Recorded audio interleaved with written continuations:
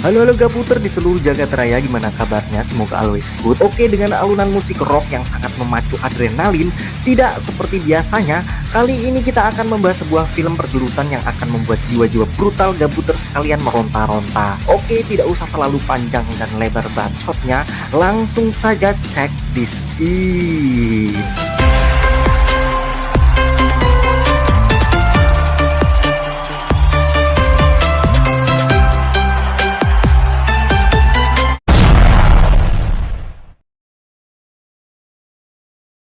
Cerita berfokus kepada seorang pemuda bernama Eric, di mana si Eric ini tinggal bersama ibu dan ayah tirinya. Tapi si Eric ini sering kali mendapatkan perlakuan kasar cenderung brutal dari sang ayah tiri. Dan itu dibuktikan ketika Eric ini tak sengaja menjatuhkan sendok garpunya, si bapak tiri yang komplong ini sekonyong-konyong mengepret cungur Eric hanya karena hal sepele tersebut. Dan ada hal yang menurut saya sangat tidak biasa, di mana si bapak tiri ini selalu mencambuk Eric setiap seusai makan. Dan kuntulnya, si bapak ini mengajak berjabat tangan setelah melakukan hal tersebut, seakan-akan tidak terjadi apa-apa. Tapi ada sebuah fakta yang cukup mencengangkan, bahwasanya si Eric ini sangat pandai dalam bidang gelut di jalanan yang membuat si Eric cukup disegani di kalangan begundal jalanan.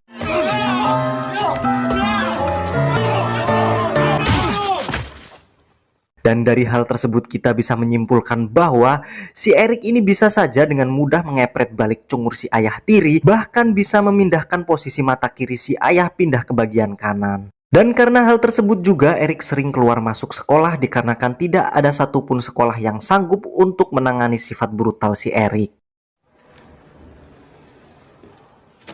Begitupun untuk saat ini di mana si Eric dikeluarkan dari sekolah untuk kesekian kalinya, tapi tidak nampak rasa takut sedikit pun dan penyesalan dari wajah si Eric. Bahkan si Eric mengacuhkan setiap perkataan dari kepala sekolah tersebut.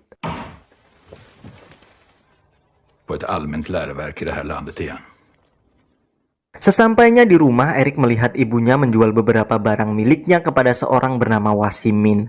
Di mana Wasimin ini merupakan teman lama almarhum ayah Eric yang juga berprofesi sebagai pengacara keluarga Eric dulu. Erik, du kan ta mitt kort där. Du kan alltid ringa om det är något. Dan tujuan si ibu menjual barang-barang miliknya ialah untuk membiayai Eric yang ternyata si ibu telah merencanakan agar Eric dipindahkan ke sekolah asrama, juga agar Eric terhindar dari kelakuan komplong si bapak tiri. Dan si ibu juga menasehati Eric agar bersikap baik supaya Eric bisa menyelesaikan pendidikannya dan tak lupa memberikan uang sebesar Rp10.000 untuk Eric memangkas rambutnya di barbershop terdekat. Spring ner och klipp dig.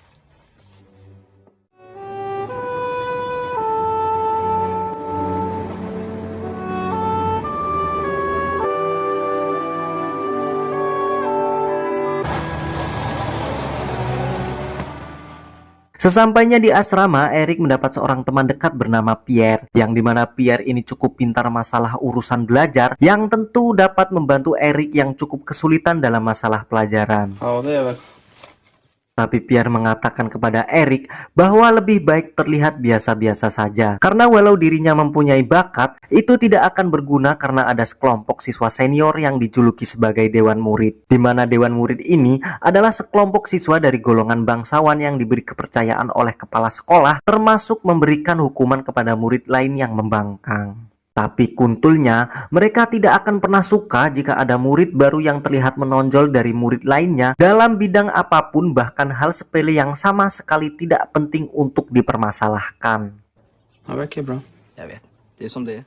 Dan ya, semua perkataan Pierre terbukti ketika jam makan siang tiba, di mana saat itu Eric yang sedang beradaptasi dengan lingkungan dan memperkenalkan dirinya. Tiba-tiba ada dua orang bernama Totong dan Dahlan yang adalah dedengkot dari Dewan Murid itu memanggil seorang murid yang sedang berbincang dengan Eric. Yang kemudian si Dahlan memukul tempurung kepala murid tersebut hanya karena terganggu dengan bincang-bincang mereka saat makan siang. Kan kampret orang seperti itu mah. Monyong. Stupid Cupid, you're a real mean guy.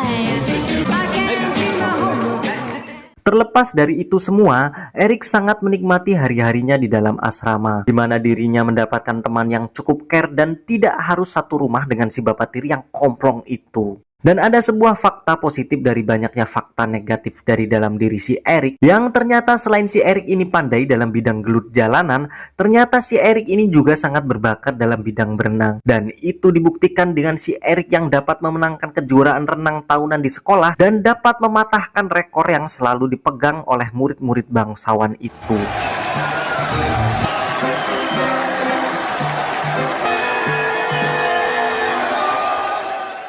Tapi justru itu membuat situasi semakin memanas. Siapa lagi kalau bukan para dewan murid yang goblok tersebut, yang tak pernah suka jika ada murid baru yang menonjol di antara murid lainnya. Dan mereka mulai mencari masalah dengan si Erik, di mana saat jam makan siang tiba, Erik ini dipanggil oleh si Dahlan untuk mendapatkan sebuah cocolan penutup merica di bagian kepala. Tapi si Erik yang merasa tidak melakukan kesalahan sama sekali menolak hukuman tersebut yang membuat salah satu teman Erik yang harus menerimanya. Col. Erik Ponti. Dan di malam harinya Erik dipanggil ke asrama dewan murid, yang kemudian Erik disuruh menyemir sepasang sepatu dari salah satu dewan murid. Pikir saya begitu, yang ternyata salah. Bukannya satu pasang, melainkan berpuluh-puluh pasang sepatu bekas tokor para murid brengsek tersebut yang penuh dengan lumpur dan kotoran. Erik yang pada dasarnya bukanlah seorang pengecut, menolak hal tersebut yang terkesan memperbudak dan menindas murid lainnya. Aldrig i livet. Fettsyremolekyler. Men det var någon annan som fick den tjänsten. Dan di suatu ketika Erik yang sedang berjalan bersama Pierre seusai pelajaran tidak sengaja bertabrakan dengan Dahlan yang membuat si Erik ditantang gelut oleh si Dahlan pada pukul 7 malam nanti. I rutan. Klockan 7. Ajakan tersebut tentu saja membuat mendidih si Erik dan membangkitkan jiwa-jiwa brutal dalam diri si Erik. Tapi Pierre menjelaskan bahwa pergelutan tersebut bukan merupakan pergelutan yang sehat, di mana para dewan murid selalu melakukannya dengan cara keroyokan dan tidak akan pernah memberikan kesempatan menang kepada murid yang membantah setiap aturan mereka. Tapi karena pengalaman serta mental yang dimiliki Erik, Erik tetap saja datang dalam pergelutan tersebut.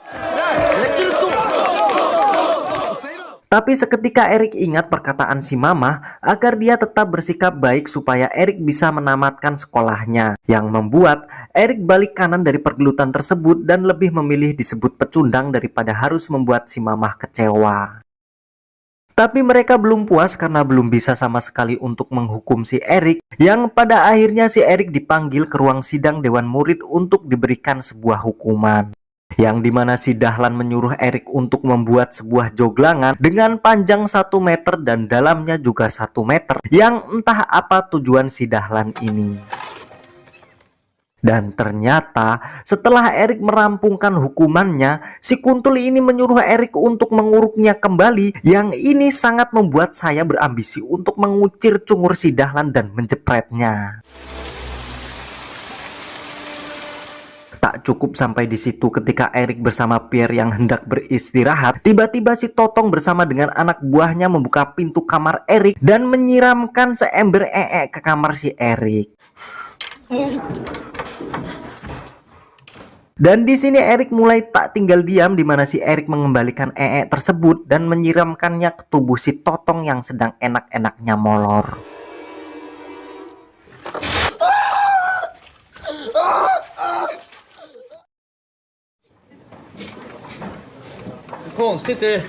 Dan di keesokan harinya pada jam makan siang, Erik menyindir dengan mengatakan bahwa dirinya mencium bau dan juga mengatakan bahwa salah seorang dari dewan murid pasti ada yang lupa cebok seusai podol. Dan itu menyulut emosi si Totong, di mana si Erik disuruh mendekat, yang kemudian si Totong memukul cungur si Erik berkali-kali. Tapi anehnya Erik tidak berakhir dengan tumbang, walau banyak keluar darah dari cungurnya yang membuat si Totong jadi gelagapan. Di suatu malam Erik yang berjalan-jalan tiba-tiba dipanggil oleh si Dahlan, dan si Dahlan menyuruhnya untuk menemuinya di ruangan. Yang ternyata di dalam ruangan tersebut sudah ada Pierre, Dahlan dan juga si Totong, di mana Pierre ini akan disiksa menggunakan bara api dari sebatang udut yang akan disudutkan ke dadanya. Spontan saja Erik mengajukan diri untuk menggantikan Pierre karena Erik tahu bahwa Pierre tidak akan sanggup untuk menerima hal itu.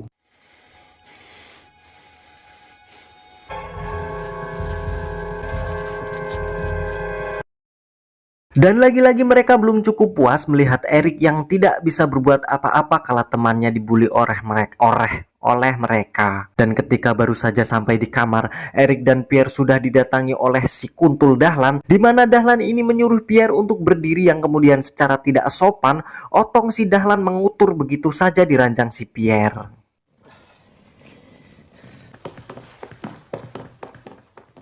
Seakan tidak ada habisnya, si Totong dan Dahlan belum cukup puas menyiksa teman Erik, di mana Pierre diajak ke dalam ring, yang kemudian Totong dan Dahlan menghajar habis si Pierre yang notabene hanyalah kutu buku dan tidak tahu bagaimana caranya bergelut. Dan itu pasti membuat bonyok Pierre dan Pierre harus terbaring dalam kasurnya untuk beberapa hari. Erik yang melihat temannya terkapar sebenarnya sudah gatal sekali pengen ngepruk kepala Totong dan Dahlan, tapi karena dia ingin menepati janjinya kepada si Mama agar dirinya tetap bersikap baik dan tidak bikin onar, yang pada akhirnya Erik tidak bisa berbuat apa-apa.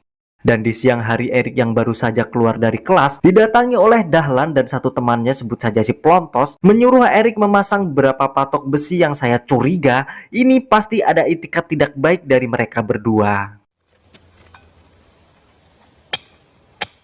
Malam pun tiba, Erik yang sedang membaca-baca sebuah buku di dalam kelas didatangi salah seorang kacung dari Dewan Murid dan menyuruhnya untuk menemui si Totong sekarang. Namun baru saja beberapa langkah Erik keluar dari ruang kelas tersebut, tiba-tiba datang segerombolan murid brengsek yang tidak lain adalah kacung dari Totong dan Dahlan, di mana Erik langsung diikat pada beberapa patok besi, yang patok besi tersebut ialah patok yang dipasang oleh Erik pada siang hari tadi. Dan datanglah Totong dan Dahlan, di mana si Totong menyiram tubuh Erik menggunakan air panas disusul dengan air dingin, yang kemudian mereka meninggalkan Erik begitu saja, yang padahal saat itu di tempat mereka sedang musim dingin yang bisa saja menyebabkan Erik tewas seketika. Tapi ketika tubuh Erik mulai membeku seiring dinginnya malam, ternyata Erik ditolong oleh seorang wanita pelayan di sekolah tersebut yang iba kepada Erik. Pagi harinya Erik yang sudah membaik berjalan pulang ke asramanya, dan betapa terkejutnya Erik ketika menemukan sepucuk surat dari Pierre, yang ternyata Pierre sudah memutuskan untuk keluar setelah insiden yang menimpanya tempo hari. Dan dalam surat tersebut Pierre mengungkapkan rasa syukurnya telah mengenal Erik dan Erik adalah teman terbaik yang dimiliki oleh Pierre. Setelah membaca surat tersebut, Erik langsung lemas seperti kehilangan separuh semangat untuk belajar di sekolah ini. Tapi karena Erik tidak ingin mengecewakan si Mama, Erik pun melanjutkan belajarnya di sekolah seperti biasa. Tapi teman-teman satu kelas Erik beserta wali kelasnya semua menyalahkan Erik atas sikapnya yang tak menolong Pierre, yang menyebabkan kelas mereka kehilangan murid pintar seperti Pierre. Alfred, tack ska ni ha. Dan hal itu membuat Erik memutuskan untuk mulai bergerak, di mana Erik mendatangi si Dahlan untuk menantangnya kering 1 jam lagi. Dahlan dan Totong yang mendengar ucapan Erik pun merasa bahagia, akhirnya mereka bisa menghajar Erik di atas ring. Tanpa mereka sadari, Erik pun sudah gatal pengen ngepruk cungur mereka semua. Waktu pergelutan pun tiba, di mana Erik harus melawan 2 orang sekaligus, yaitu Dahlan dan si Plontos. Tapi itu bukanlah masalah besar bagi Erik, di mana Erik mengingatkan mereka bahwa mereka akan mengalami patah tulang hidung, tidak bisa berak selama 1 minggu karena bool mereka yang akan mengkeret. Tapi si Plontos malah mengejek keseriusan si Erik dengan memperagakan sedikit gerakan colainya di kamar mandi.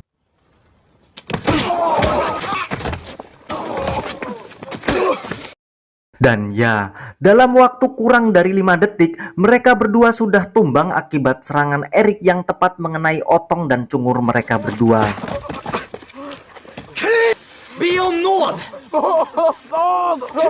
Dan sebelum pergi, Erik sempat menunjuk cungur si Totong yang menandakan bahwa dirinya adalah target selanjutnya, yang menyebabkan si Totong menelan ludah berkali-kali karena merasa ketakutan. Dan ya, ternyata itu bukanlah isapan jempol Bapak RK, di mana si Totong yang sedang berkuda di tengah hutan yang jaraknya cukup jauh dari asrama dicegat oleh Erik dengan berbekal sebatang kayu yang cukup mampu membuat Totong mengalami geger otak dalam sekali gebukan saja. Dan Erik mengancam bahwa Totong akan mengalami sesuatu yang lebih daripada apa yang dialami oleh Dahlan dan si Plontos. Dan ketika Erik hendak menggebuk cengelnya, si Totong ini saking takutnya sampai mengeluarkan sayur bakso dan bakwan yang ia makan di kantin dari cungurnya. Dan itu membuktikan bahwa nyali si Totong tak seperkasa saat dia di dalam asrama.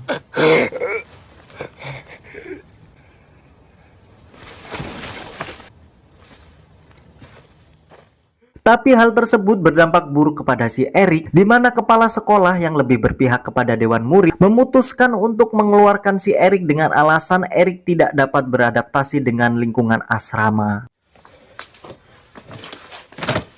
Erik pun hanya bisa menerima keputusan kepala sekolah secara sepihak, dan jika si Mama sampai tahu, pasti si Mama akan kecewa berat kepada si Erik. Tapi di sela-sela kebingungannya, Erik teringat bahwa dia mempunyai kartu nama dari Bapak Wasimin yang merupakan seorang pengacara yang pasti bisa menolongnya mengurus masalah tersebut.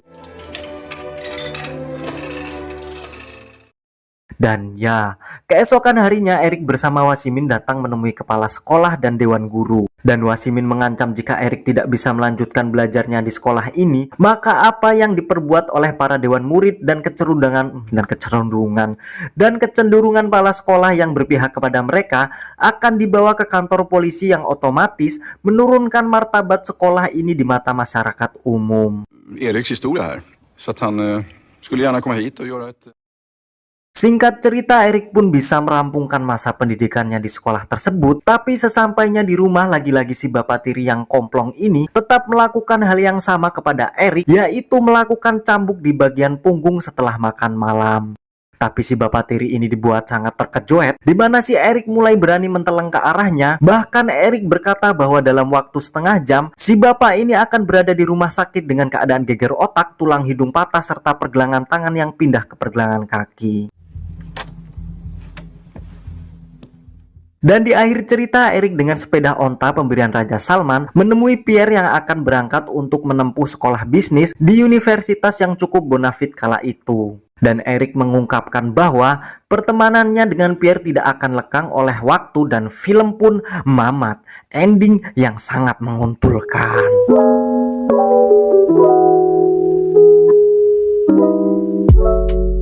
Dari film ini kita bisa mencontoh solidaritas antara Erik dan Pierre dan rasa pertemanan mereka yang lekat walau jalan kehidupan mereka yang bertolak belakang. Dan satu lagi, jauhkanlah diri teman-teman sekalian dari teman musiman yang hanya datang saat kalian lagi banyak duit saja.